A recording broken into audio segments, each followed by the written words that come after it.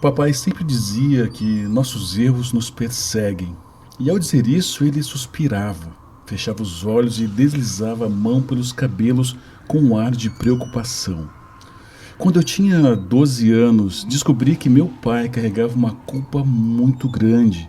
E isso levou a entrar numa profunda depressão, que se estendeu até o fim de sua vida. Descobri isso por acaso ao ouvi-lo orar enquanto chorava muito. Ele murmurava: Senhor, tenha piedade de mim. Nunca quis que ela morresse, eu a amava. Senhor, por favor, me perdoe. Salve a alma dela. Salve a alma dela. Com os olhinhos arregalados e expressão de choro, eu me aproximei e perguntei sobre o que ele estava orando. Como sempre fui muito curiosa e insistente, ele sabia que eu não tiraria aquilo da cabeça até que soubesse a resposta. Ele então me sentou em seu colo e contou como a minha mãe morreu. Eles brigaram muito certa noite, quando eu era apenas um bebê, e no momento de raiva ele a empurrou da escada, e na queda ela quebrou o pescoço. Perguntei a papai por que ele sempre disse que mamãe havia morrido ao cair acidentalmente da escada. Ele respondeu que nunca teve coragem de contar a verdade. Ele a havia empurrado. Muitos anos se passaram, eu já era uma adulta e papai um velhinho debilitado. Nos últimos meses, ele havia começado a ficar demente. O médico disse que isso é normal na idade avançada, mas algo estava muito estranho. E eu desconfiava que a culpa finalmente havia se apoderado dele. Papai acordava à noite chorando e gritando. Ele dizia que o fantasma da mamãe estava aparecendo para ele e tentando quebrar o seu pescoço. Claro, pensei que isso era fruto da demência e não dei muita atenção. Apenas tentava acalmá-lo, sempre. Porém, certa manhã, notei que no pescoço dele haviam grandes hematomas que pareciam formar marcas de mão, como se de fato alguém tivesse tentado enforcá-lo. Ele implorou para que eu chamasse um médium, alguém que pudesse tirar dali o fantasma de mamãe. Mais uma vez tentei acalmá-lo, mas dessa vez fiquei preocupada.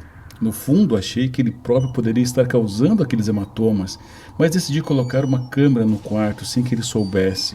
Seja lá o que estivesse acontecendo durante a noite, eu saberia. No dia seguinte, ao entrar no quarto de papai, deparei-me com a horrível cena dele morto na cama. Sua cabeça estava tombada e o seu pescoço visivelmente quebrado. A expressão dele era de pavor, olhos arregalados, boca aberta e língua para fora. Soltei um grito de horror e comecei a pedir por ajuda, desesperada. Meses depois, criei coragem para ver o conteúdo das gravações do quarto. Eu não me lembrava da mamãe, tinha apenas uma fotografia dela. Mas isso foi o suficiente para eu saber que era ela nas filmagens. Apesar daquilo ser uma visão horrenda de um espírito, eu sabia que era ela. Uma mulher ensanguentada, com o pescoço quebrado e a cabeça completamente tombada para o lado. Seus olhos eram escuros como um par de breus e seu caminhar era firme. Eu a vi se aproximar de papai e apertar seu pescoço com força e mais força até que ouvi o som de seus ossos sendo quebrados num terrível estalo. Em seguida, ela se virou para a câmera e abriu um sorriso macabro. Naquele instante, era como se ela me olhasse nos olhos. Tive a certeza de que ela estava sorrindo para mim, como se soubesse que eu veria aquela gravação. Minha pele se arrepiou, meu coração começou a bater forte e eu interrompi imediatamente a gravação. Naquele mesmo dia, juntei minhas coisas e me mudei para a casa do meu namorado. Nunca mais tive coragem de pôr os pés naquela casa. Mesmo sabendo que mamãe queria apenas vingança e provavelmente não machucaria a mim nem os futuros moradores do local, sinto ainda um arrepio só de pensar no que vi naquelas gravações. Às vezes fico pensando, por que ela não se vingou dele antes? Mas então me lembro que papai sempre veio atormentado pela culpa. Matá-lo era a parte mais fácil. Ela deixou que ele tivesse uma vida inteira de sofrimento, depressão e culpa. Ele nunca foi feliz. Nunca teve um dia sequer de paz. A culpa o matou por dentro. Ela apenas tirou-lhe a vida.